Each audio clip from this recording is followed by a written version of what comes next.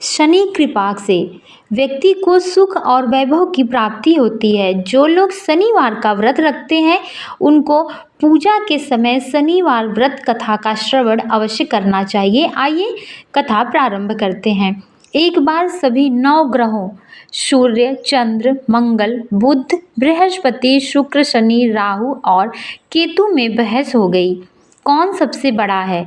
आपस में लड़ने के बाद सभी देवता इंद्र के पास पहुंच गए। इंद्र असमंजस की स्थिति में निर्णय नहीं दे पाए, परंतु उन्होंने सभी ग्रहों को सुझाव दिया कि पृथ्वी पर राजा विक्रमादित्य ही इसका फैसला कर सकते हैं, क्योंकि वो बहुत ही न्यायप्रिय राजा हैं। इतना सुनने के बाद सभी ग्रह पृथ्वी पर आ गए और विक्रमादित्य के पास पहुंच गए। विक्रमादित्य ने उनसे आने का कारण पूछा। राजा उनकी समस्या सुनकर बहुत परेशान हो गए।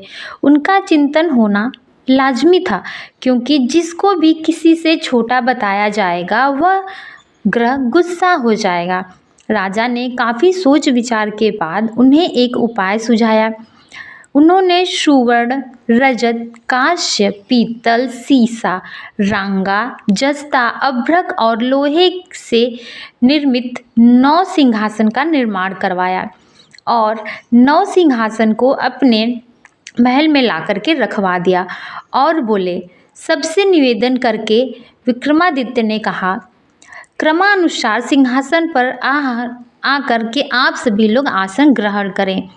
जो सबसे आखिरी में आसन ग्रहण करेगा वह ग्रह सबसे छोटा माना जाएगा, जिसकी वजह से शनिदेव सबसे बाद में आ पाए और आसन ग्रहण किया और उन्हें बहुत गुस्सा आया, क्योंकि सभी लोगों ने उन्हें छोटा छोटा कहकर चिढ़ाना शुरू कर दिया।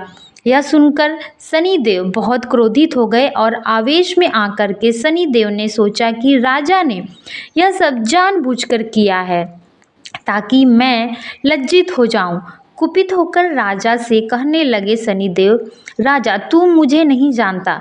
सूर्य एक राशि में 1 महीना रहता है, चंद्रमा 2.25 महीने रहते हैं, मंगल 1.5 महीने रहते हैं, बृहस्पति 13 महीने रहते हैं, बुध और शुक्र 1-1 महीने रहते हैं, विचरण करते हैं। लेकिन मैं 2.5 से 7 साल तक रहता हूँ किसी की राशि में। मैंने बड़े बड़े का विनाश कर दिया है। श्री राम की 1.5 साथी आने पर उन्हें जंगल जंगल भटकना पड़ा और रावण की 1.5 साथी आने पर उन्हें बंदरों की सेना से परास्त होना पड़ा। क्रोधित शनिदेव ने राजा से कहा कि अब आपको सावधान हो जाना चाहिए, क्योंकि मैं आप पर क्रोधित हो गया हूँ। इतना कहकर शनिदेव कुपित अवस्था में वहाँ से चले गए। समय गुजरता गया और कालचक्र का पहिया घूमता गया और धीरे धीरे राजा विक्रमादित्य का 7.5 काल आ ही गया। तब शनिदेव घोड़े का सौदागर बनकर राजा के राज्य में गए। उनके साथ अच्छे नस्ल के बहुत सारे घोड़े थे। जब राजा को सौदागर के घोड़े का पता चला तो अश्वपाल को अच्छे घोड़े खरीदने के लिए भेजा। अश्वपाल ने कई अच्छे घोड़े खरीदे। इसके अलावा सौदागर ने उपहार स्वरूप एक सर्वोत्तम नस्ल के घोड़े को राजा की सवारी हेतु दिया।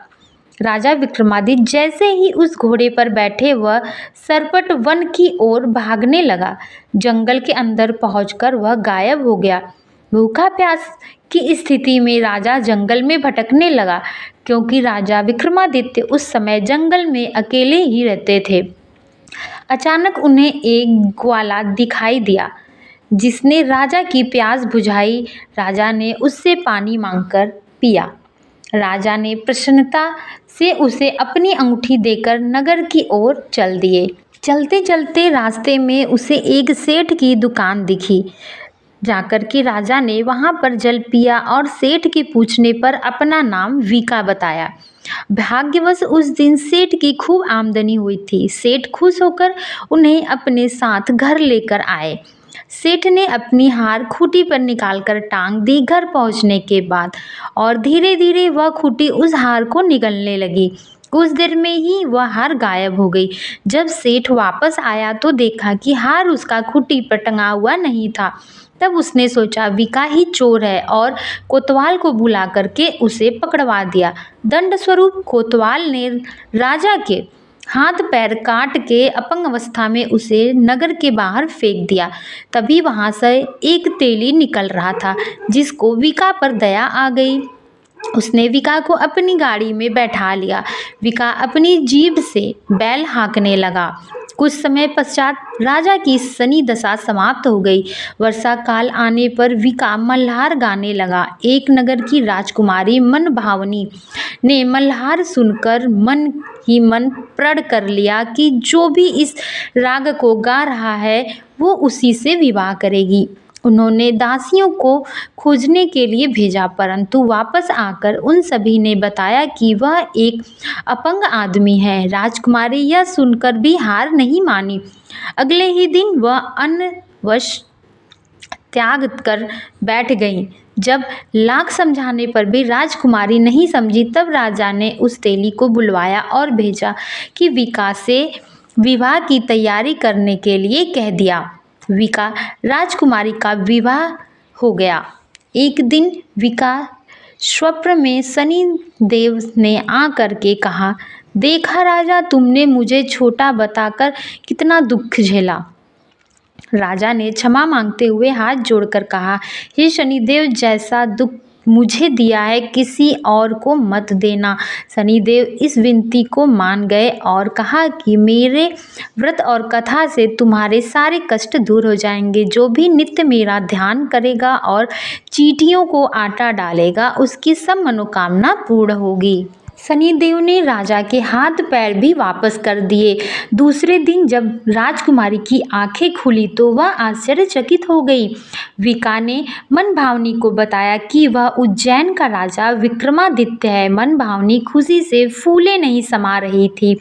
राजा और नगरवासी सभी अत्यंत प्रसन्न हुए। सेठ ने जब यह सुना तो वह पैरों पर गिरकर क्षमा मांगने लगा राजा से। राजा ने कहा कि यह सब शनि देव के कोप के कारण हुआ है, इसमें किसी का कोई दोष नहीं है। सेठ ने निवेदन करते हुए कहा कि मुझे शांति तभी मिलेगी राजन, जब आप मेरे घर पर चलकर भोजन करेंगे। तब राजा विक्रमादित्य सेठ के साथ घर पर जाकर के भोजन कर रहे थे। तब उन्होंने देखा कि वह खुटी वही हार उगल रही है जो उस समय निगल रही थी। यह सब देखकर सेठ बहुत ही प्रसन्न हुआ और अनेक मोहर इत्यादि दे करके राजा विक्रमादित्य का धन्यवाद किया और अपनी कन्या श्री कन्वरी से आग्रह की कि आप मेरे राजा विक्रमादित्य से शादी कर लो, और अपनी पुत्री और राजा विक्रमादित्य का शादी करवा दिया। राजा अपनी दोनों पत्नियों सहित मनभावनी और श्री कन्वरी को लेकर के उज्जैन नगर लौट आए। सारे नगर में दीपमाला और खुशी मनाई गई। राजा ने घोषणा करते हुए कहा कि मैंने शनि देव को सबसे छोटा बताया था, इसलिए असल में वही सर्वोत्तम परी हैं और वह ग्रहों में सर्वश्रेष्ठ हैं। तब से सारे राज्य में शनि देव की पूजा और कथा नियमित होने लगी। सारी प्रजा के बीच खुशी और आनंद का वातावरण बन गया। शनि देव का जो भी व्यक्ति व्रत करता है तथा कथा सुनता है उसके सभी दुख दूर हो जाते हैं। बोलो शनि महाराज की जय।